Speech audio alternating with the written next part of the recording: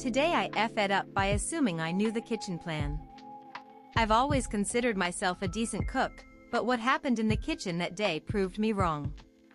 I was visiting my friend's new restaurant during its soft opening, excited to taste their culinary creations and lend a hand where I could.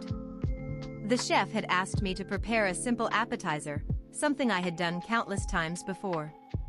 Eager to help, I put on my apron and stepped into the fray. And that's when everything went sideways. I assumed I remembered the plan. After all, how different could it be from what I'd done before? But as I entered the kitchen, I found myself surrounded by chaos, chefs rushing about, pots clanging, orders flying. My heart raced as I tried to make sense of it all. In my confusion, I reached for an ingredient, only to realize I'd grabbed the wrong one. The chef next to me barked out a correction, and I felt my face grow hot with embarrassment. I was off balance, unsure of myself, a feeling that only intensified as the minutes ticked by. But amidst the chaos, I found solace in an unexpected place, my faith. I offered a silent prayer, asking for guidance and clarity. And as I did, I felt a sense of calm wash over me.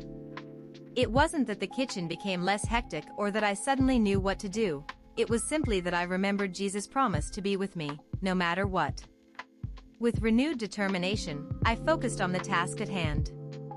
I took a deep breath and looked around the kitchen, trying to find my bearings. The chef who had corrected me earlier caught my eye and gave me an encouraging nod. I smiled back, feeling a bit more confident. Let's start again, I said to myself, reminding myself of the basic steps for preparing the appetizer. I asked the chef next to me if he could repeat the instructions one more time, making sure I had understood them correctly this time. He nodded and repeated the process slowly, allowing me to follow along. As I worked, I paid close attention to every detail, double-checking measurements and ingredients as I went. The chef beside me offered occasional words of encouragement, helping to ease my nerves. With each step, I felt my confidence growing, the fear of making another mistake slowly fading away. The kitchen was still a whirlwind of activity around me, but now I was an active participant in the dance, no longer a clumsy bystander.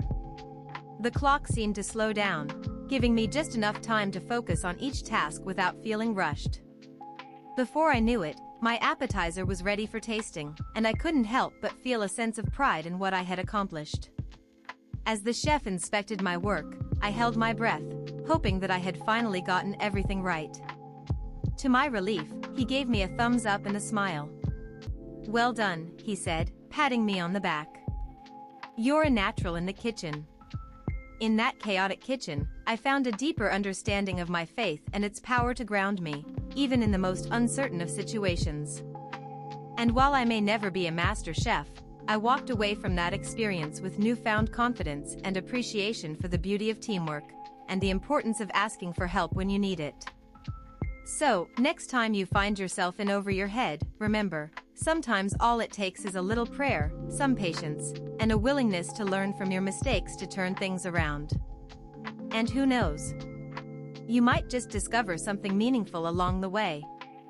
Comment your take on this Today I F'd Up story below.